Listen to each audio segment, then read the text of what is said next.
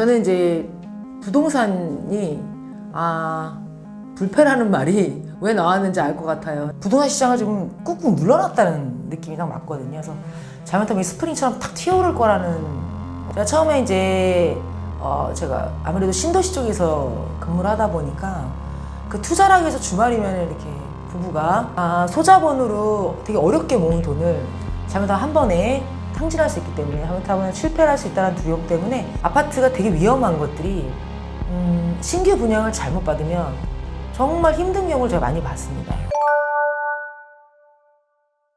저는 현재 20년 차 공인중개사 업무에 종사하고 있고요. 본래는 그냥 형편이 너무 어려워서 경제적인 걸 좀 극복해 보려고 공인중개사 취득하게 됐는데, 공부를 더 하게 됐던 이유는 제가 이제 투자를 유치하다 보니까 투자하시는 분들은, 투자자분들이 저보다 너무 많은 걸 알고 계신 거예요. 그래서 내가 좀 더 공부를 해야 되겠다 해서 이제 박사학위까지 취득을 했고, 현재는 이제 서원대학교하고 전주대학교에서 비전임 교수로 아이들한테 또 부동산 기본 지식 가르치고 있고요. 여기저기 학회나 이런 데서 업무는 담당하고 있습니다. 저는 이제 부동산이 불패라는 말이 왜 나왔는지 알 것 같아요. 지금도 그래서 부동산 투자 안 하시는 분들이 불안하다고 제가 자꾸 말씀을 드리는 게, 부자로 사는 게 문제가 아니라 가난하지 않을 수 있는 방법들이 있거든요. 예를 들면 내가 가용할 수 있는 돈, 에쿼티가 있어서 그걸 활용하라는 게 아니라, 집을 어차피 거주할 집을 얻는다면 전세를 얻는 것보다는 입지 좋은 곳에 저는 매입을 권하는 경우가 많아요. 그런 식으로 하다가 하나하나씩 차곡차곡 무리하지 않으면 가난하지 않게는 살 수 있거든요. 그래서 느낀 게, 그래도 부동산은 투자라는 건 투자자들만이 하는 것이 아니라 우리도 조금씩 투자를 항상 하고 있어야 된다라고 생각한 겁니다. 제 느끼는 바로는 부동산 시장을 지금 꾹꾹 눌러놨다는 느낌이 딱 맞거든요. 그래서 잘못하면 스프링처럼 탁 튀어오를 거라는, 그게 언제라고 시점까지는 말씀드릴 수 없겠지만, 그래서 부동산은 잠시 눌러져 있다라는 표현이 딱 맞다고 저는 생각을 합니다. 그래서 아마 조만간 또, 물론 아파트 시장은 지금도 꿈틀대고 있거든요. 근데 제 경험에 의하면, 전 어렸을 때 제 고향이 마포인데요. 저희 부모님이 재산세를 내가면서 뭐하러 집을 사느냐 해서 저희는 전세를 살았어요. 마당도 있고 광도 있고 옥상도 있는 집을 전세를 살았는데, 시간이 이렇게 지나고 나니까 그때 저희 부모님은 재산세 부담이 있으셨더라도 집을 매입하셨다면 좀 더 지금 저희가 가난하게 살진 않지 않았을까라는 생각을 많이 해봤습니다. 예. 지금 아까 말씀드린 데 좀 약간 불안하죠? 지금은 다 안 좋아 보일 거예요. 저도 사실은 그렇게 생각합니다. 저도 이것저것 투자를 해놨는데 이거 계속 이렇게 안 좋은 거 아니야? 이런 불안감이 있는데요. 부동산 지금 말 그대로 꽉 눌러놨다는 표현이 딱 맞아요. 분명히 튀어오를 겁니다. 네. 그래서 제 생각에는 위험한 투자만 아니라면 항상 투자하시라고. 아까 말씀드린 대로 상가 같은 경우 내가 실수요자로 사용할 거라면 투자 쪽도 같이 눈을 돌리면서 준비하시고, 거주도 내가 투자와 같이 겸비한 거주용 아파트라든가 뭐 그런 것들을 준비하시는 게 맞다고 생각합니다. 예, 제가 아마 그분들 보면서 공부를 더 해야 되겠다라고 생각했던 것 같아요. 제가 처음에 이제 제가 아무래도 신도시 쪽에서 근무를 하다 보니까 그 투자를 하기 위해서 주말이면 이렇게 부부가 여행 삼아 나와서 아이 쇼핑하고 가시는 분들 보고, 그분들이 묻는 질문들이 거의 대동소이하더라고요. 그래서 내가 이분들보다 훨씬 모르는 게 많구나. 그리고 그 투자하시는 분들은 아파트만 하질 않아요. 저희 공인중개사 같은 경우에는 자기 전문 분야가 있는데, 그분들은 저보다 훨씬 더 다방면으로 박식하시더라고요. 그래서 공부를 하게 됐고, 그분한테 느낀 게 절대 게으르지 않습니다. 그리고 절대 급하지 않아요. 하지만 딱 결정이 나면 바로 선택하셔요. 그렇게 결정할 수 있는 물건들을 찾으러 다니시는 겁니다. 제가 있는 그 신도시 쪽도 여기가 얼마나 시장성이 있을까를 보러 오셨을 때 저를 만났겠죠? 그분들은 아마 그래서 투자를 하셨는지 안 했는지까지는 제가 결론적으로 알 수는 없지만, 그들이 질문했던 내용들은 저는 지금도 기억을 하고 있거든요. 이 주변에 뭐뭐 들어올 예정입니까? 분양 가격이 어떻게 형성됐다고 생각하십니까? 아니면 세대수는 어떻게 들어오나요? 예를 들면 아파트 브랜드는 어떤 것들이 들어오나요? 그리고 가장 이제 물어보신 건 당연히 교통 관련 문제였고, 그 다음에 업무단지, 직주 근접, 그렇게 여쭤봤던 걸로 기억하기 때문에 그분들이 있다라는 거. 그분들은 제가 봤을 때 굉장히 부자들이었어요. 네, 근데 부자들은 역시 다르다는 생각을 제가 많이 했었습니다. 고민이 너무 많아요. 일단 그건 또 이해합니다. 제가. 왜냐면 소자본으로 되게 어렵게 모은 돈을 잘못하면 한 번에 탕진할 수 있기 때문에, 잘못하면 실패를 할 수 있다는 두려움 때문에 그건 충분히 이해하지만, 그런 분들일수록 오히려 작은 것부터 시작을 해서 제가 위험하지 말라는 거는, 사실 모든 우리 공부도 그랬고 무엇을 할 때마다 실패를 겪어봐야지 많이 성숙하는데, 투자도 분명히 다 한 번쯤은 다 실패하셨을 거예요. 근데 그 실패에 대한 두려움이 내가 실패를 했을 때 회복하기 힘들다 정도로 투자하지 않으시면 돼요. 그러면서 공부를 하셔야 됩니다. 그래서 초보 투자자들은 처음에는 혹하세요. 제가 설명을 하거나 어떤 그분 조건에 맞는 물건을 권해드리면 되게 마음에 들어 하셨다가도 결론은 안 하십니다. 결론은 안 하셨다가 한 6, 7개월 뒤 요즘에 연락이 다시 오셔서 그런 물건 있느냐? 당연히 없죠. 그러다 보면 이제 놓치시거나 영원히 투자 못 하시는 경우도 많이 봤어요. 그런 경우는 정말 많이 봤습니다. 그래서 초보 투자자분들이 저래서 투자하기가 힘들구나라는 생각을 제가 했었어요. 사실은 이제 제 학생들 중에도 30대 넘는 분들도 있고요. 또 60 가까이 되신 분들도 있기도 해요. 근데 20대 분들한테 제가 느끼는 거는 관심이 없어요. 부동산은 일단 저하고는 관계가 없는 거라고 생각을 하시고, 일단 그냥 학교 왔으니까 수업 듣고 학위 받아야지, 학점 받아야 되겠다라는 자세로 수업을 듣고 있다는 게 보이거든요. 근데 아무래도 30대가 넘어가면 실질적으로 이거 실효성이 있는지를 굉장히 궁금해하고, 특히 40대가 넘어가신 분들은 이걸 내가 어디다 접목을 시킬 수 있을까 굉장히 궁금해하셔서 질문도 굉장히 많이 나옵니다. 그래서 제가 봤을 때는 20대 분들한테 제가 항상 하는 말이, 우리는 좀 더 빨리 출발하는 것이다. 나중에 30, 40대 되면은 분명히 궁금해할 것들이 많고, 그러한 것들을 지금 준비하는 것이니까 수업 그냥 학위만 받는다고 생각하지 말고 실질적으로 내가 사용할 수 있는 것들이 무엇일지 생각하고 수업을 들읍시다 라고 말씀을 드려봅니다. 그분한테 권해드린 게 월세를 얻으러 오셨어요. 이쪽으로 이제 취업이 이쪽 근방으로 됐다 해서 월세를 얻으러 오셨는데, 부모님이 다행히 좀 여력이 있으셔서 한 2, 3천을 더 본인이 생각했던 월세 보증금에 2, 3천을 더 플러스 하면은 오피스텔 하나를 매입할 수 있는 상황이었어요. 그래서 처음에 오피스텔 거니까 오피스텔 별로잖아요. 당연히 다들 이렇게 반응하십니다. 근데 제가 어차피 우리가 뭘 하나 투자하려면 억 이상은 있어야 되는데 그럼 우리 영원히 투자 못한다. 여기서 2, 3천 정도만 가지고 할 수 있는 게 있다면 해서, 남들이 아파트로 5, 6억 벌 때 우리는 딱 5천, 3천만 벌자라는 마음으로 가자. 이렇게 해서 그분 해서 사실은 팔고 그분이 얼마 정도, 4천인가 정도 제가 자본이득 얻으신 걸 기억을 해요. 예. 그분한테 굉장히 큰 돈이죠. 또 그러다 보면 투자가 다른 또 투자로 이어지거든요.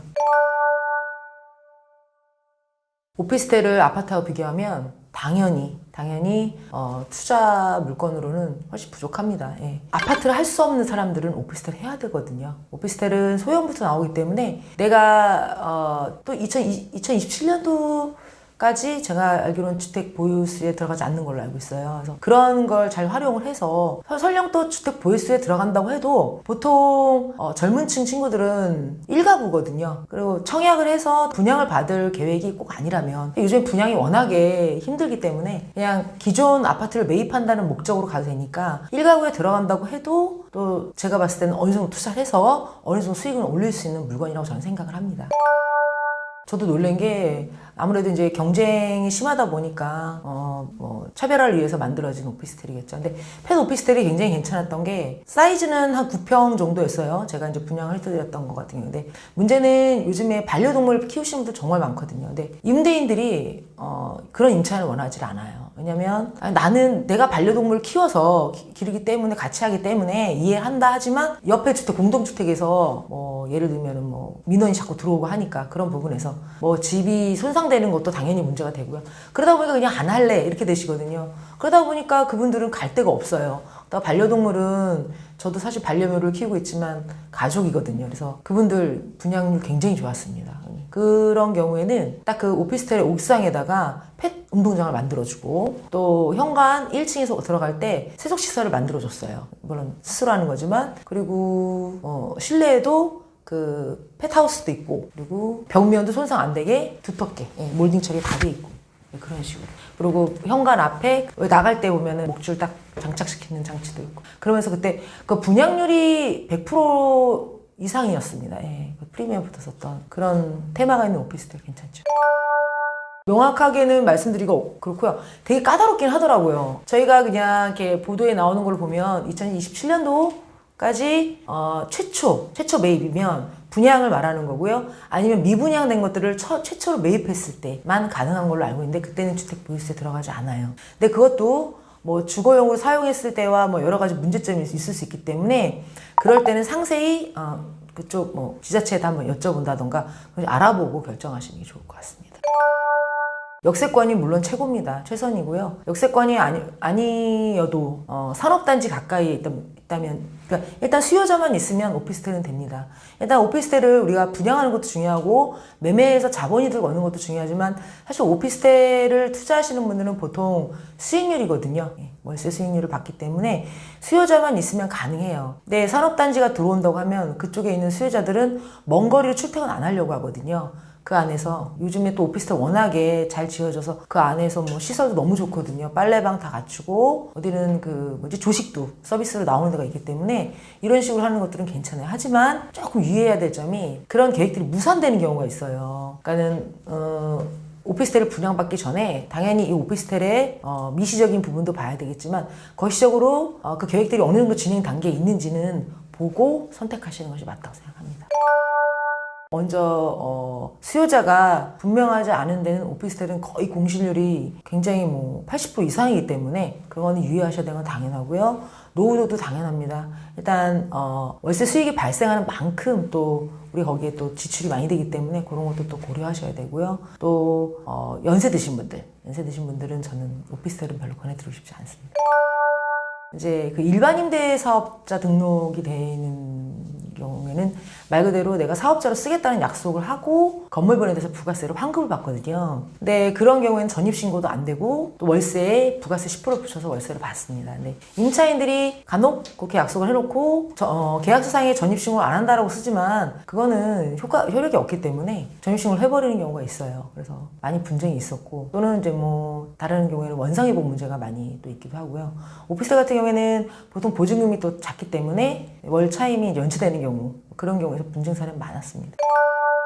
지금 이제 제가 있는 그 신도시 근처에 35년 정도 된 또 도시가 하나 있는데 거기에는 오피스텔은 정말로 좀 가격도 안 오르지만 공실률도 좀 높아요. 그래서 단기 임대로도 많이 돌리기도 하는데 실제로 가보면은 제가 봐도 임차인이 선호하지 않겠다라는 느낌이 드는 게 물론 건물이 노후된 것도 있지만 임대인들이 너무 그 물건 관리를 안 해주는 것도 있어요. 제가 항상 말씀드리지만 제가 투자 물건을 선택을 하면 그 투자 물건이 최선이 되도록 해야 됩니다. 관리에 충실해야 되고요. 그렇다고 올 인테리어를 하고 월수리를 하라는 건 아니지만 그래도 도배나 그리고 어떤 잔 고장들이 난 것들은 빨리빨리 고치지 않으면 그게 일파만파 커지거든요. 그런 부분에서는 저희가 봐도 노후된 오피스텔은 아무래도 임차인이 선호하지 않는다. 부동산 생애주기는 제가 이제 저희 투자하시는 고객분들한테 설명을 하다가 어떻게 그걸 접목을 시키게 됐는데요. 보통 일반 투자자들이 이 도시가 어떤 느낌인지 그냥 좋다고만 설명한다라고 생각이 드시니까. 근데 그 생애주기를 보시면은 우리 사람과 똑같다고 생각합니다. 사람들의 생애주기에서 저희가 유아기 때 이 아이가 나중에 생산성까지는 아니지만 그런 훌륭한 청소년이나 청년, 중년을 갖길 원하고 부모님들이 교육을 시키고 리드하잖아요. 그와 똑같았습니다. 내가 신도시에 어디 투자하려고 들어갔을 때 이 신도시 방향성이 아까 제가 부자들이 와서 저한테 질문했던 내용들과 비슷한 내용들이죠.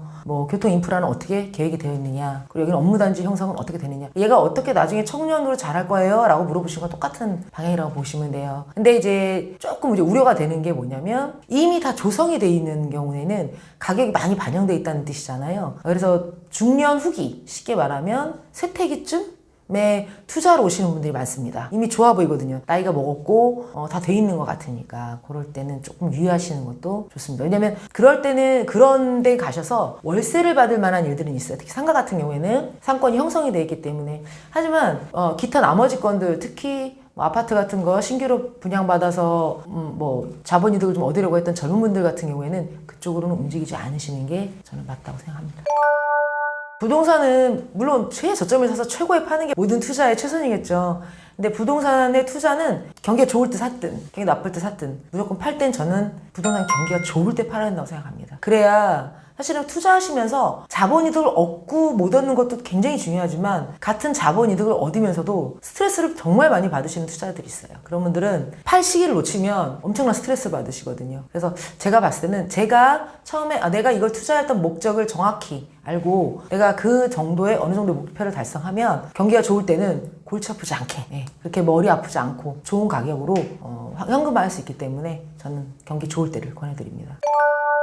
투자자들이 많이 다녀요. 그리고 가격이 올라갑니다. 일단 누군가가 내 물건을 찾고 부동산에 관심들이 많아지고 그리고 주변에서 딱 보다시피 아파트 가격이 먼저 항상 리드하기 때문에 지금도 아파트 가격이 올라가고 있거든요. 아파트 가격이 리드하고 어느 정도 좀 지나면 나머지 이제 종목들이 뒤를 밟아서 올라가면 사람들이 투자를 하기 위해서 계속 찾아다닙니다. 왜 지금 같은 경우에 미국 주식에 관심들이 많잖아요. 그리고 한참 또 가상화폐에 관심이 많았던 것처럼 누구든지 어떤 투자를 하려고 할 때 이미 그게 좋아졌다는 걸 알기 때문에 시작하는 거라서 그쯤 됐을 때는 내 물건을 정리하는 것도 좋겠다라고 생각하시면 되겠습니다. 다들 부동산은 끝났다라고 느껴질 때 사실은 한 노무현 정부라고 딱 말씀을 드리면 될까? 그때 그럼 지금과 같은 비슷한 말들이 나왔었습니다. 근데 저는 이제 아이들이 너무 어렸었고 제가 부동산에 전문 지식이 너무 없었기 때문에 그런 말들이 나오면 저도 그 말을 다 믿었으니까요. 이제 끝나는구나 라고 생각했는데 전혀 아니지 않습니까? 그래서 이런 말들이 계속 이렇게 왕왕 나온다는 건 지금 경기가 굉장히 안 좋다는 신호로 보시면 될 것 같습니다. 가장 중요한 거는 냉정하게, 아주 냉정하게 내가 투자할 수 있는 금액을 산정하시면 돼요. 사람마다 개인차가 있거든요. 내가 갖고 있는 재산을 다 털어서도 투자하고자 하는 사람이 있는 반면에 난 그렇게까지는 투자하고 싶지 않고 내 적금 분거와 내가 갖고 있는 에쿼티만 가지고 현금만 가지고 하겠다 이러는 사람도 있기 때문에 그 금액을 먼저 산정을 하고 그 다음에 금액에 맞는 목적을 설정합니다. 나는 월세 수익을 받되 자본이득은 조금 취약해도 좋다라던가 아니면 나 월세는 필요 없어 자본이득이 중요해 라든가 이런 식으로 자기 목적을 정하고 또 가격에 맞는 걸 물건을 현장을 답사하면서 찾으시면 됩니다. 개인차가 있죠. 제가 항상 아파트가 가장 안정적이죠. 우리나라가 모든 부동산의 기준을 가격을 아파트로 보고 있기 때문에 아파트는 뭐 그냥 하신다고 하면 저는 절대 반대하지 않지만 아파트가 되게 위험한 것들이 신규 분양을 잘못 받으면 정말 힘든 경우를 제가 많이 봤습니다. 세탁기가 안 들어가는 세탁실을 만들어 놓은 신규 주택도 있었었고요. 곰팡이가 심하다 못해 벽이 무너져 내리앉을 정도로 물이 차는 그런 집도 있었고요. 그런 경우에는 사실 자본이득은커녕 정말 스트레스와 그거는 고치덩어리거든요. 그런 아파트 말고 제가 말씀드리는 아파트는 로케이션이 제일 중요하죠. 사실은 뭐 약간 말이 새는 듯 하지만 지금 부동산 경기가 안 좋지만 경기가 문제가 아니라 공급이 좀 부족하다라고 보는 이유가 사실 공급 정책이 나와도 저희들이 원하지 않는 지역에 계속 나오잖아요. 직주 근접인데 사실은 더 멀어지는 거죠. 교통도 안 좋고. 그래서 그런 쪽은 사실은 선호하지 말으셔야 되고 관심을 두지 말으셔야 되다 보니까 아무래도 이제 뭐 그렇다고 강남을 할 수는 없잖아요, 우리가. 그러나 수도권 쪽에도 좋은 물건들이 많습니다. 그런 쪽으로 눈을 잘 돌리셔서 아파트를 하시거나 또 연세 드신 분들, 연세를 드셨다고 하면 저는 많은 연세가 아니라 50대, 60대 정도죠. 그 정도 분들은 분명 대략 아파트 한 채씩 갖고 계시거든요. 근데 지금 같은 경우에 아파트 가격이 아주 좋아요. 좋을 때 물론 더 좋을 때가 있었지만 그럴 때 정리를 하시고 다가구나 상가주택이 지금 가격이 상당히 안 좋아서 갈아탈 수 있는 기회가 됩니다. 한 10년 전만 해도 아파트를 정리하고 상가주택을 매입한다는 건 꿈도 못 꾸던 시절이 있었는데 지금 상가주택이 완전히 저평가돼 있고 또 전세 사기니 이런 문제들 때문에 많이 임차인들도 선호하지 않아요. 그래서 지금 가격이 안 좋기 때문에 지금 같은 경우에는 아파트를 정리를 하시고 월세 수입도 없고 내 집도 하고 이런 차원으로 옮기시는 것도 좋고요. 또 아까 말씀드렸지만 사회 초년생이라든가 이런 분들은 오피스텔 소형으로 임차보다는 저는 해서 단 얼마라도 대신에 그분들도 당연히 제가 항상 말씀드리는 입지와 교통 인프라를 보시고 물건을 투자하시면 저는 좋다고 생각합니다. 제가 항상 권해드리는 그 투자의 방법이 너무 생뚱맞은 걸 찾으시려고 하면 힘들어요. 그러다 보면 실패를 많이 보는데 내가 사용할 것들을 많이 저는 하시라고 하거든요. 제가 만약에 사무실을 운영을 하는데 이 사무실을 단기적으로 임시적으로 할 것이 아니라면 현재 내 계획이 사람 일이 어떻게 될지 모른다 해도 이걸 난 장기적으로 보고 있다 한다면은 사무실을 굳이 월세를 주고 월세 올려가면서 있는 것보다는 요새 가격 많이 다운도 나오는 것들이 있으니까 매입을 하셔가지고 직접 운영하시는 것도 저는 좋다고 생각합니다. 그냥 제가 지금까지 말씀드렸던 것처럼 제가 얼마 정도를 투자할 수 있는 여력은 있는데 저는 제가 목적은 뭐 수익형입니다. 제가 원하는 건 자본이득입니다. 어떤 게 좋을까요? 이쪽에 그럼 만약 아파트를 권해준다 하면은 이쪽에서 제 가격대로 갈 수 있는 아파트를 선정을 해서 현장 답사를 해보고 직접 방문해보는 것도 좋고요. 그런 식으로 질문하시는 게 좋을 것 같습니다. 제 목적을 정확히 말씀드리고 제가 투자 가능한 금액을 일단 말씀드리면 좋죠. 아주 좋죠. 근데 그거를 사실 인지해주시는 공인중개사 분들이 있고요. 생각보다 인지하지 못하시는 공인중개사 분들이 많아요. 그래서 아마 여러분들이 들어가서 중개사무소 들어서 방문해보고 탐방해 보시면 제가 말하는 느낌을 아실 겁니다. 이분은 내 투자 물건을 잘 찾아줄 수 있는 분인지 아닌지 그걸 아마 우리가 더 빨리 캐치할 수 있지 않을까 생각합니다. 물론 가격이죠. 가격. 매도인이 급한 경우가 있어요. 예를 들면은 그분들 개인 사정에 의해서 빨리 정리를 해야 되는 일들이 있죠. 뭐 이혼을 한다던가 아니면 외국으로 빨리 가야 된다던가 여러 가지 빨리 정리를 해야 되는데 그럴 때는 급매로 나오면 거의 저희도 사실은 그러거든요. 그럴 때는 투자자 손님을 제가 유치를 해볼 만 하니까 뭐 얼마 정도 다운시키는 거 가능할까요? 하고 했을 때 오케이 해주시는 분들이 있어요. 그런 분들 물건도 있습니다. 근데 그런 물건은 정말 좀 보실 줄 아는 분들은 바로 그냥 급매물 너무 찾으시면 급매물을 못 찾아요 또. 그냥 숫자로 예를 들면은 뭐 한 8억 정도 되는 아파트는 시세가 8억이다 하면은 7억 2천, 7억 이 정도에 나오는 거라고. 물론 저희 가까이 있는 뭐 친인척한테 먼저 말씀을 드리겠죠. 근데 투자자들 저희가 명단을 다 가지고 이제 상담했던 명단들을 가지고 있는데 이분은 정말 투자에 관심이 있었다는 걸 저희는 딱 각인되어 있는 분들이 몇 분 있어요. 항상 그런 분들한테 먼저 전화를 하게 됩니다. 그러면은 역시 소통이 잘 돼서 확률이 훨씬 크죠. 적극성이죠. 적극성. 오셨을 때 방문하셨을 때 저희가 워낙에 많은 분들을 이제 상대를 해서 그런지 모르겠는데 느낌이 있어요. 물론 저희 느낌이 틀릴 수도 있죠, 당연히. 근데 물론 그냥 나오시는 분들은 없겠죠. 그냥 중개사무실을 들리시는 분들은 없겠지만 적극적인 분들이 있어요. 그리고 진심으로 관심 있는 분들이 있어요. 근데 예를 들면은 난 이미 다른 물건을 보고 왔어. 되게 그 물건이 마음에 들어. 근데 내가 그 물건을 잘 선택하는지 확인해 보러 온 거야. 저희가 다 이상하게 캐치하게 되더라고요. 그렇게 되면은 저희가 적극적으로 설명을 드려요. 저도 알고도 설명을 드리지만 리스트에서는 사실 좀 뒤로 밀리죠. 그분들 같은 경우에는. 근데 이분은 정말 할 것 같다라는 느낌이 드는 분들이 있어요. 특히 저희가 진솔하게 얘기하듯이 그분도 저희한테 진솔하게 얘기해 주신 분들한테는 저희 리스트에 그대로 적어 놓거든요. 어떤 느낌이다라고까지 저는 리스트에 적어 놓기 때문에.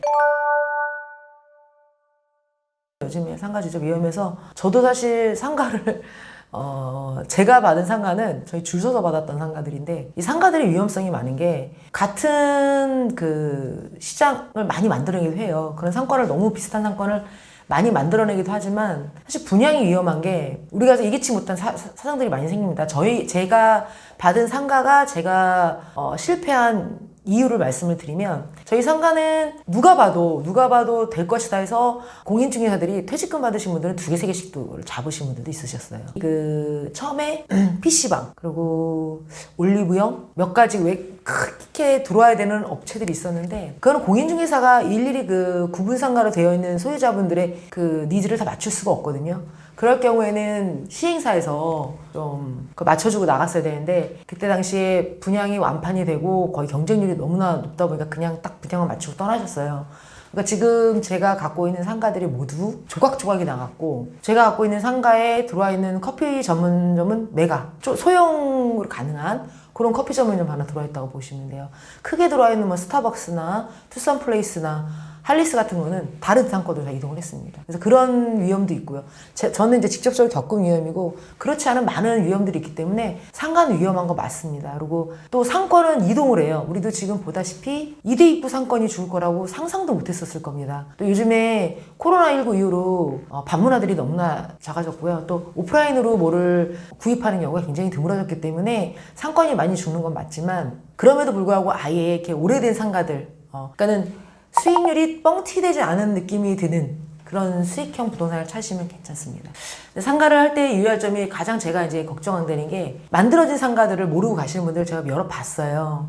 예를 들면은 그 신규 분양단지 같은 경우에는 렌트프리를 거의 1년 가까이 주거든요. 그 다음에 그 뒤부터 높은 임대료를 책정을 했기 때문에 계약서상에 그렇게 나옵니다. 그러니까는 나중에 매입하려는 분이 봤을 때는 높은 임차인이 들어와 있네? 라고 생각해서 매입하시는 분 봤고요. 또 가짜 임차인을 넣는 경우도 있기 때문에 이런 것들은 저희가 유의해서, 그래서 항상 저희가 주변에 마음에 드는 물건 있으면 탐방하셔야 돼요. 중개업소도 들어가셔서 물어보셔야 되고, 중개업소가 가장 확실합니다. 한두 군데 말고 최소한 서너 군데는 들어가셔서 여쭤본 다음에 진행하시는 게 맞다고 생각합니다.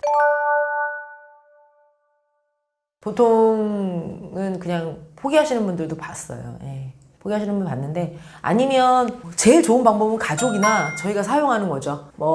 거기서 예를 들면 장사를 할 수 있는 상권이 아니라면 사무실을 쓴다든가 이렇게 해야 되고, 아니면 그냥 아까도 말씀 시어 쪽에는 관리비만 내고 들어온다고 한다는데 그런 식으로밖에 갈 수가 없어요. 그래서 상가는 사실은 굉장히 어려운 투자긴 합니다. 저는 아예 포기하시고 다 그냥 나가시는 분들도 봤기 때문에 그냥 경매로 넘기는 경우도 사실은 포기하시고 나가시는 분 봤어요.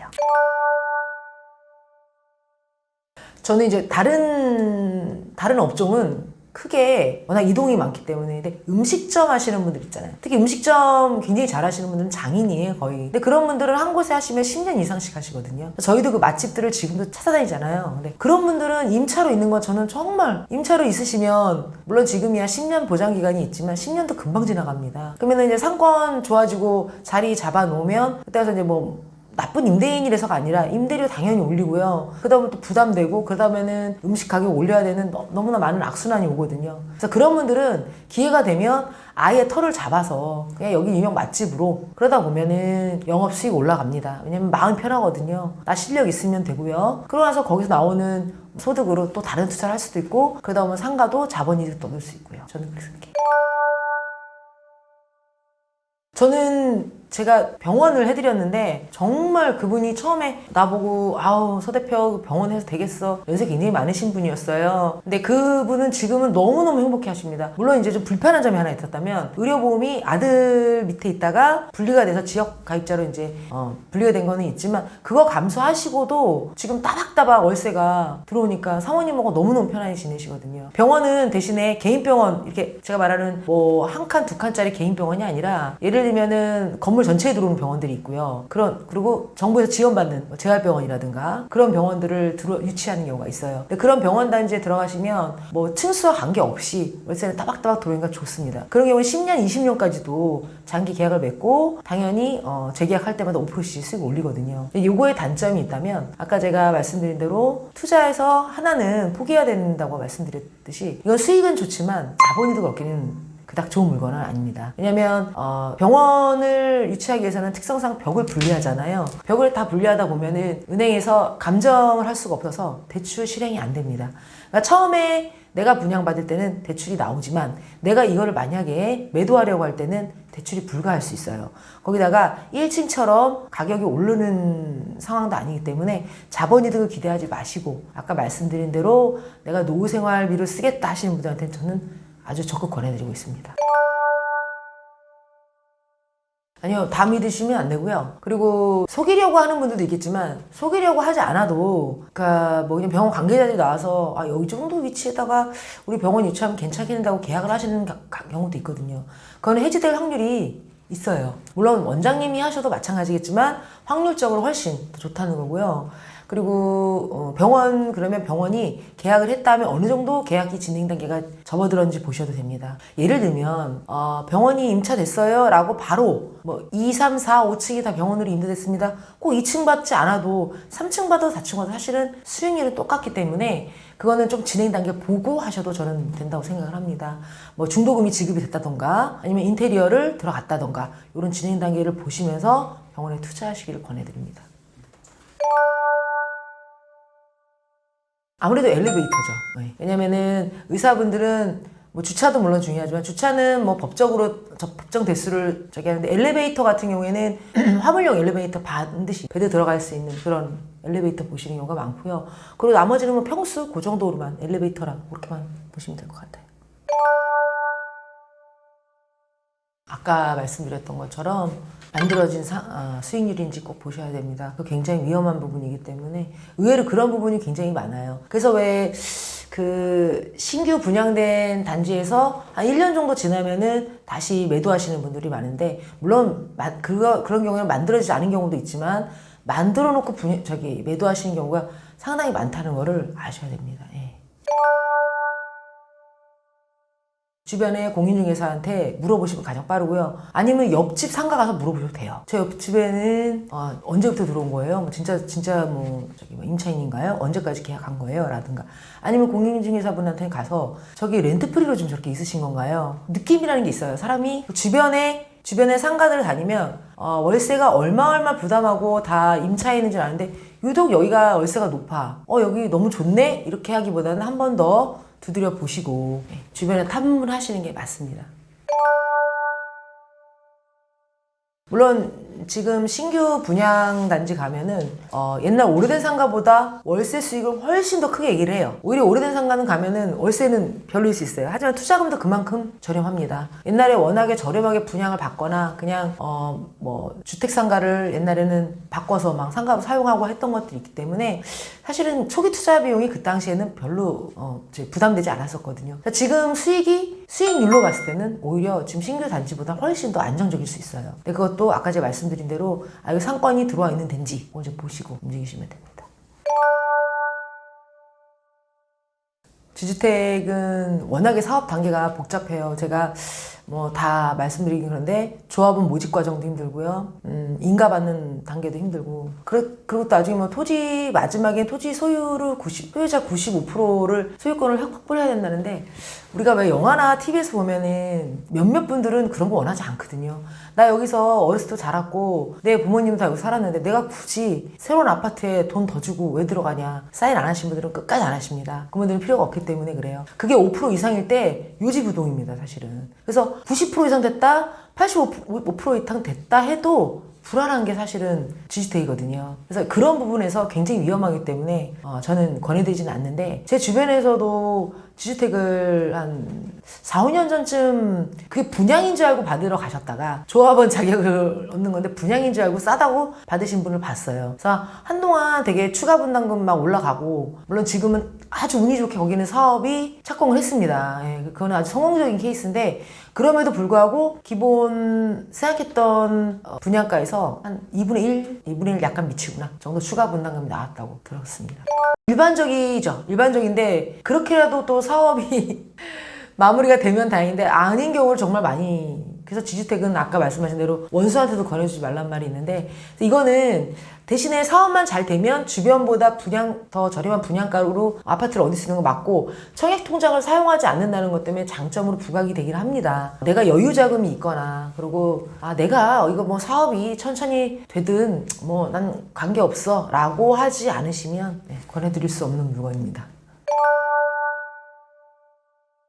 사업 진행 단계 당연히 아까 말씀드린 대로 조합원 모집 단계인지 그리고 소유권 확보가 어디까지 됐는지 그런 거 정확히 보셔야 되고요.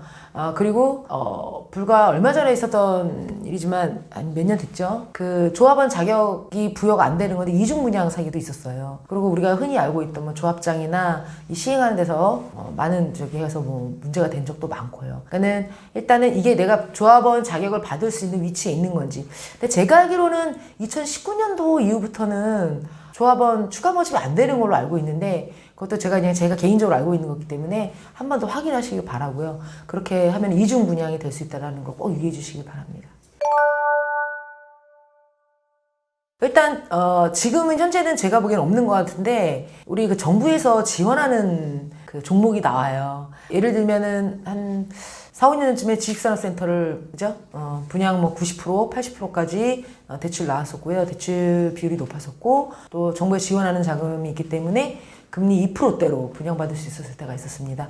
그런 식으로 한다던가, 또 제가 기억하기에 제가 30대 때니까 20년 가까이 되는 것 같아요. 그때 오피스텔을 또 한창 주거용 대체 수단으로 활용하기 위해서 나라에서 오피스텔을 되게 저리로 지산처럼 분양을 해서 했던 적이 있습니다. 그럴 때 잠시 투자하기엔 괜찮습니다. 하지만 정부 정책이 언제 바뀔지 모르기 때문에 그런 부분에 대해서는 조금 더 유의를 해서 보셔야 되고 장기적으로는 권해드리지 않습니다. 저는 그런 부분에. 그럼 언젠가 이제 투자를 오래 하신 분들은 필요한 부분인데요. 우리가 아까 제가 설명드렸던 것처럼 처음에 이제 사회 초년생들이 오피스텔을 하고 또 그러다 보면 또 조금 더 에쿼티가 생기면 다른 걸 조금하게 하다 보면 사실 조금한 것들이 이제 많이 생기게 되거든요. 그러면 이제 관리가 소홀해지고 별로 관심도 없어지고 여기서 나오는 수익이 얼마다라는 이제 타성에 젖어서 아무래도 효율이 떨어지게 됩니다. 그렇게 될 경우에는 이런 걸 추려서 똘똘한 거 하나로 가져가는 게 저는 맞다고 보는데 이렇게 이제 하나하나씩 정리할 때 꼭 실수하시는 분들이 그냥 물건을 통째로 잃어버리시는 경우가 많아요. 사실은 그 정리하면서 자본이득을 제대로 못 챙기시는 분들이 많거든요. 그거는 제가 봤기 때문에 그런 데서 좀 더 철두철미하게 준비하셔서 정리를 해서 똘똘한 걸 하나 가져가는 게 관리 차원이나 여러 면에서 저는 맞다고 생각하고 있습니다. 저는 서울의 강남 아파트를 너무 하고 싶었죠. 알고 있으면서도 저는 못했어요. 돈이 없었기 때문에. 근데 항상 제가 말씀드리는 게 1등 안 할 거면 공부 안 하면 안 되는 거와 똑같지 않습니까? 7, 8등도 괜찮은 것들이 많아요. 대신에 7, 8등을 내가 인정하면 되는데 7, 8등 물건을 하면서 1등의 수익률을 얻지 못하면 화가 나니까 문제거든요. 7, 8등짜리 물건을 얻었으면 7, 8등만 가면 괜찮습니다. 그런 물건을 찾으시면 되고요. 그 정도에서 만족을 하고 또 5, 6등으로 올라갈 수 있는 방법을 생각하시는 게 저는 진정한 투자라고 생각합니다.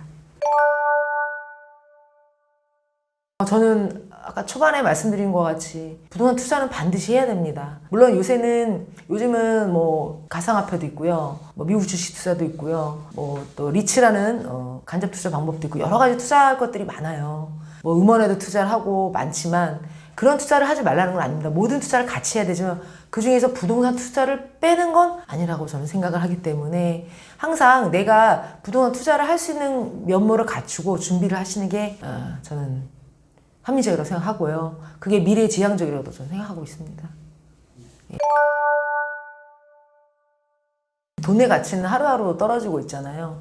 제가 초등학교 때 제 고향이 마포여서 마포에서 거주할 때 당시 저희가 전세를 얻었던 집이 120만 원짜리였습니다. 지금 120만 원으로 원룸 월세 보증금도 안 되거든요. 근데 그때 저희 부모님이 그 돈으로 마포에 집을 사셨다면 물론 재산세를 내는 걸 부담스러워 하셨지만은 얼마나 많은 지금 부를 창출했을까 하는 생각도 많이 해봤습니다. 근데 그 정도는 아니더라도 또한 제가 결혼했을 때 당시만 해도 4억 정도였으면은 40평대 아니면 30평대 후반에 아파트를 매입할 수 있을 정도였는데 지금은 25평 아파트도 그 정도는 안 된다는 거. 일단 우리가 그렇게만 견주어 보다 하더라도 돈은 계속 가치가 하락하고 있거든요. 근데 투자는 돈 있는 사람들만 하는 거잖아 라고 생각하시는 분들도 많고요. 뭐 전문적으로 뭘 알아야지 하지 라고 하시는 분들 많은데 조금만 관심을 가지시면 뭐 집중적으로 공부하지 않으셔도 됩니다. 조금만 관심을 가지시면 부자가 되진 않아도 가난하게 살지 할 수 있는 방법이 있다라고 저는 생각을 하거든요. 반드시 저는 그래서 조금씩 준비를 하고 시간이 날 때마다